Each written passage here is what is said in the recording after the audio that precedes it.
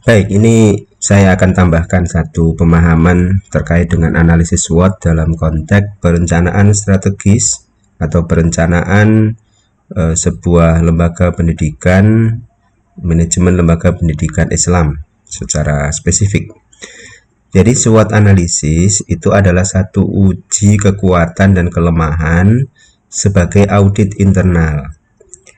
Fungsi SWOT ini dipakai untuk melakukan analisis ke dalam potensi-potensi yang dimiliki, kekuatan-kekuatan apa yang dimiliki, kelemahan-kelemahan apa yang juga dihadapi, itu faktor internal. Sementara faktor eksternalnya adalah peluang-peluang apa yang ada di luaran sana, yang di luar organisasi kita, dan ancaman apa yang dihadapi. Jadi ancaman yang dihadapi ini juga bagian yang penting untuk dianalisis. Maka peluang dan ancaman itu bisa berkontribusi pada konteks eksternal atau lingkungan. Apa yang ada di luar organisasi tapi berpengaruh kepada organisasi kita. Maka SWOT itu ditujukan untuk menemukan aspek-aspek penting dari masing-masing itu.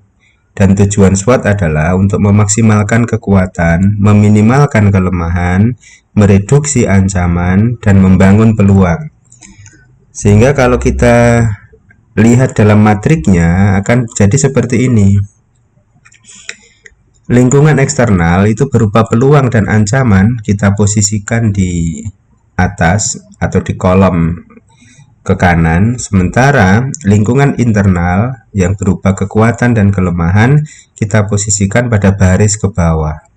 Ini akan ada titik temu, akan ada titik persinggungan, pertemuan antara pertama adalah OS. OS adalah opportunity, peluang, kemudian S-nya adalah strength, kekuatan. Di situ dimaknai kita punya kekuatan dan juga punya peluang yang besar. Misalnya apa? Kita punya kekuatan, SDM kita banyak. SDM-nya pendidikannya minimal magister.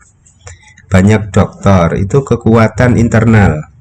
Kemudian peluang di luar sana itu juga ada apa misalnya? Di luar sana banyak kegiatan-kegiatan yang membutuhkan orang berpendidikan magister, berpendidikan doktor. Untuk menjadi apa? Misalnya untuk menjadi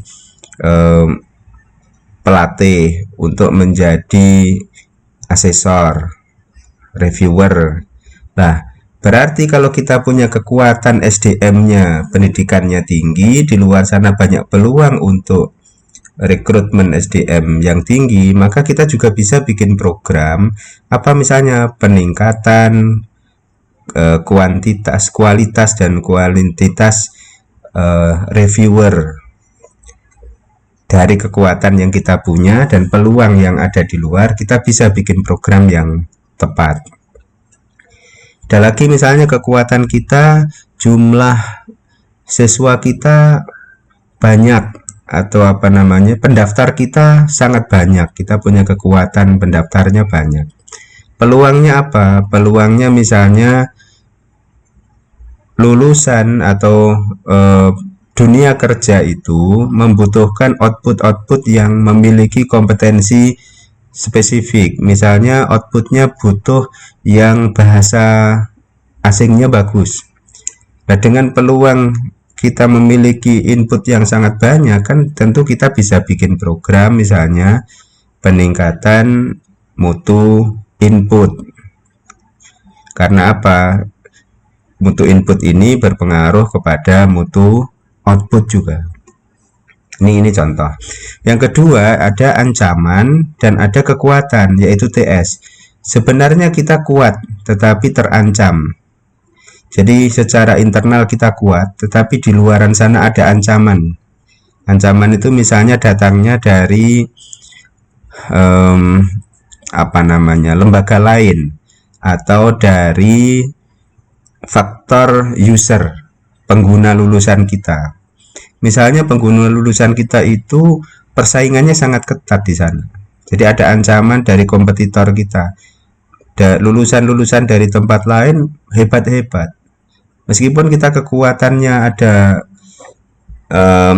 SDM kita bagus, input kita bagus, tapi di luar sana ancamannya tetap ada. Maka kita akan bikin program yang bisa memperkuat atau bisa mengoptimalkan kekuatan kita dan bisa mengeliminasi ancaman yang ada dari luar, mengurangi ancaman itu. Apa misalnya? Penguatan lulusan, kompetensi lulusan dari aspek apa? Kompetitor kita bahasa, ya kita kuatkan bahasanya. Karena apa? Kita punya kekuatan. Jadi TS adalah kita punya kekuatan, tetapi di luar sana ada ancamannya. Maka kita optimalkan kekuatan itu untuk mengurangi atau mengatasi ancamannya. Yang WO adalah kita punya kelemahan secara internal, tapi masih berpeluang. Misalnya apa? Secara internal input kita ternyata banyak siswa kita yang dari ekonomi lemah, banyak yang ekonominya menengah ke bawah, sehingga untuk kaitannya dengan pembayaran mereka kecil harapan kita untuk memungut biaya besar-besar dari mereka, lemah dari sisi pendanaan. Tapi ada peluang di luar sana. Apa peluangnya? Banyak lembaga organisasi yang memberikan beasiswa, banyak lembaga yang bisa diajak kerjasama. Mungkin kita kerjasama dengan Pemda, kerjasama dengan badan zakat, kerjasama dengan apalagi yang di sana bisa memberikan peluang-peluang beasiswa.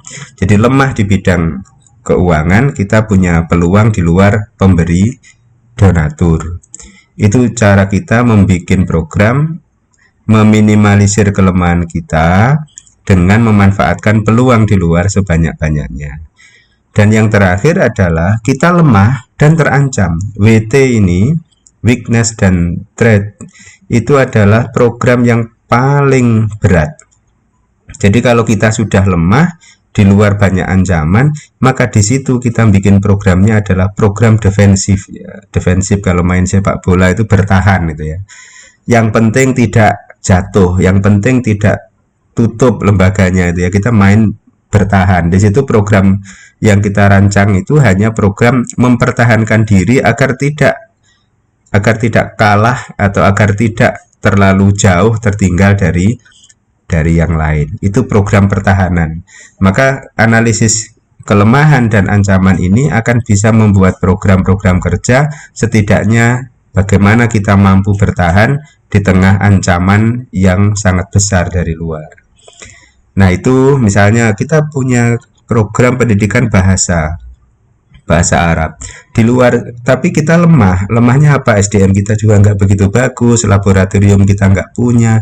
Di luaran sana ancamannya itu lembaga-lembaga kursus bahasa Arab itu lebih hebat-hebat.